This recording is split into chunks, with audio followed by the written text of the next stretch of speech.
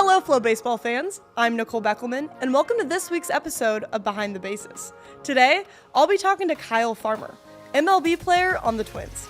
So Kyle, you're currently listed as a third baseman on the Twins. I see that you have been a shortstop and a catcher on previous teams.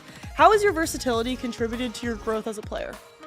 Once I got drafted by the Dodgers in 2013, they made me catch. I played shortstop my entire life, so I had to learn a new position. It was very difficult. To say the least, I think catching is probably the hardest position in all of sports. You have to learn how to control the pitcher, control the game, call a game, block, throw, catch, a 98-mile-an-hour fastball. But then they were able to let me move around the infield and play multiple positions.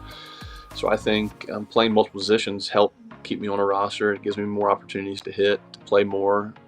There's so many good shortstops out there and catchers to where they play every day, but they also need guys on the roster to play multiple positions, and I fit that role pretty well, and just glad to be part of a roster and being able to get in the lineup every day. What has been your favorite position and why? My dream was to play shortstop in the big leagues, so I have to say shortstop. Once I got that opportunity, it was a dream come true for me. I had a lot of fun with it. The Reds gave me a huge opportunity to start every day at short, and I got to fulfill that lifelong dream, and it was amazing, honestly. It was one of the cooler moments in my life. You talk about fulfilling this lifelong dream of yours. I'm sure there are many young kids that have a dream like what you're living now, which is playing in the big leagues. What advice would you give to all the children that look up to you? The advice I would give is probably to learn how to accept failure. Baseball's a game of failure. You're going to get out, you're going to strike out, and the only way to learn from your mistakes is by accepting the failure and, truly get better at, you're going to fail. It stinks. I failed more times than I've succeeded, especially with, runners on base or in big situations. But you learn from them. You get back on the horse and you go again and you do it and you try harder. And another thing is just keep working. Baseball's a huge sacrifice, and you have to work hard, train your brain, be mentally strong, and just if you ever get out, just get back on the horse and do it again. You talk about the sacrifices that you have to make for this game. Can you elaborate on that a little bit more and just talk about the time and the energy that you put into this sport to, be at the level that you're at? I look back on it, and after having two kids of my own, two boys, I've realized the selflessness of my parents, what they put me through to get me to this spot. And then, my wife is making a huge sacrifice with her life by supporting me, traveling around with me, and dealing with the ups and downs of the season. It's hard for her to take care of two boys, but she's doing a great job with it right now. And the sacrifice that I had to make was, sometimes I wanted to go hang out with my friends, but I knew that I had to get better at baseball. So instead of hanging out with my friends, I went and practiced baseball and played throughout all the summer. And you sacrifice a lot of your free time. I didn't really get to go to the beach as a kid. In the summertime, I was playing summer baseball or football. That's what I wanted to do. I didn't want to go to the beach. I wanted to go play and get better. And and even in the big leagues right now, you sacrifice a lot there. I've missed so many weddings, so many funerals, and just big birthdays for my family. And it's hard, but that's the life I chose, and that's one of the biggest sacrifices. Like you just mentioned, you're not just a baseball player, you're a husband and you're a dad. What is it like balancing being a professional athlete and your family life?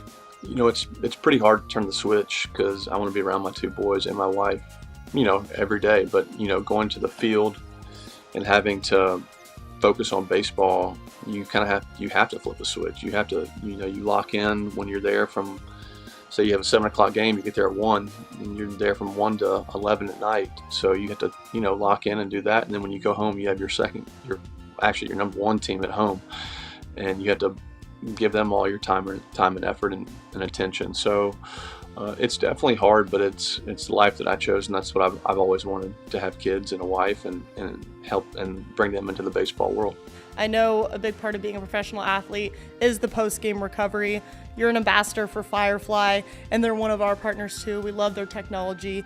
Can you tell us about how Firefly helps you in your post-game recovery? Yeah, we use them almost every day, even in spring training. After the games, our training staff will pass them out to us, whoever wants them. They help rejuvenate your legs on a day-to-day basis. And you know what's the best part about it is you can wear them on the plane. And because that's the number one thing we use on the plane when traveling or on the bus is the Fireflies. Everybody wears them. From, Carlos Correa wears them.